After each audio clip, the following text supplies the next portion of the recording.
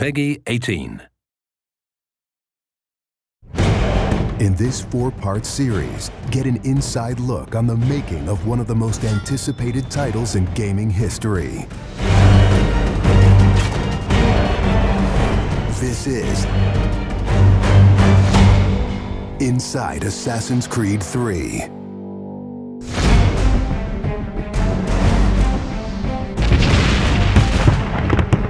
Something we really wanted to emphasize was the sheer brutality of combat in the period. We've all seen the paintings of the Revolution, and death is glorified, death is angelic, but it wasn't that way on the battlefield. It was a brutal conflict.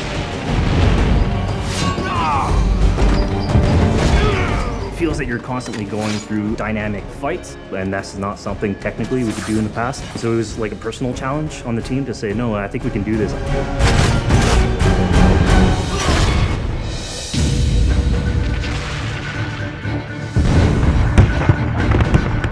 These armies are filled with different types of weapons.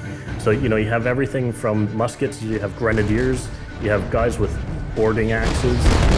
Being shot by a musket would be an awfully painful way to go. The caliber size of the ball was at least 3 or 4 times as large as anything that any modern military is using today.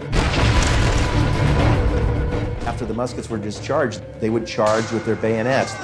What basically is a giant spear, and he has every intention of running that through you. They would shoot and then they would march, and that hand-to-hand combat was really brutal. And whether it's people using a bayonet affixed on the end of a musket, a small hatchet, this is a kind of killing that is very mano a mano.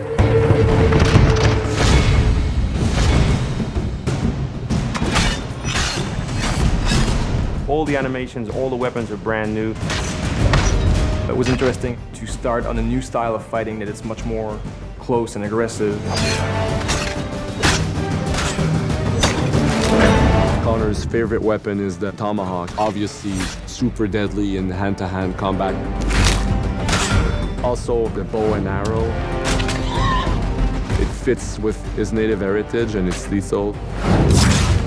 The rope dart, it's a real accurate Chinese tool that we found the references for that period as well. He can use it from the ground, so he can bring the enemy towards him.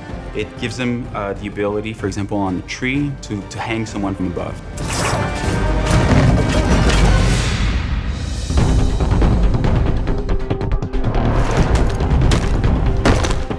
In Assassin's Creed 3, the one thing that we've decided to do is to revamp the fight system from scratch. We wanted the skill in the combat in the game to be about transitioning from character to character by choosing the right moves, by performing them correctly. It allows you to basically mow your way through large numbers of people if you're good enough without stopping. What do you do if you go into a bunch of guys with muskets and they try and shoot you? So we had to figure out, can you dodge them? Can you run away? And we've added all these options, but our big one is the meat shield, where you can grab a guy and he gets shot instead.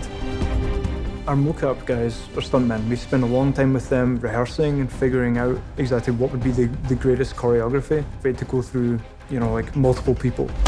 Connor is trained in a very different style of fighting to the British soldiers.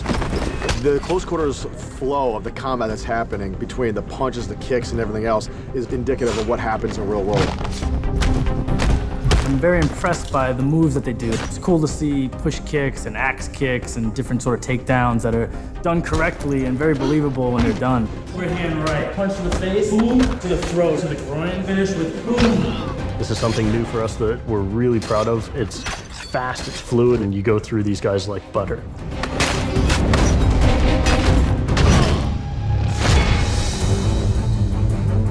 Connor is essentially the first guerrilla fighter. He's someone whose goal is always to move behind enemy lines, to pick off his target, and to escape. Employing guerrilla tactics, or what we now know today as asymmetric warfare, was something that truly was a component of the American Revolution. They learned what we would think was guerrilla-style warfare. You sort of hit quickly and then disappear.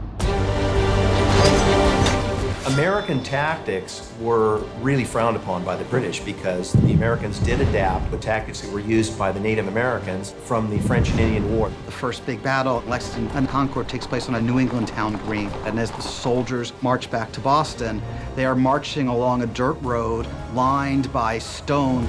It's not the most effective strategy, wearing your bright red coat and march through the woods while some farmer's trying to shoot at you. The Americans brought a tactic that they couldn't really cope with. They essentially took it away from the battlefield and they started guerrilla tactics.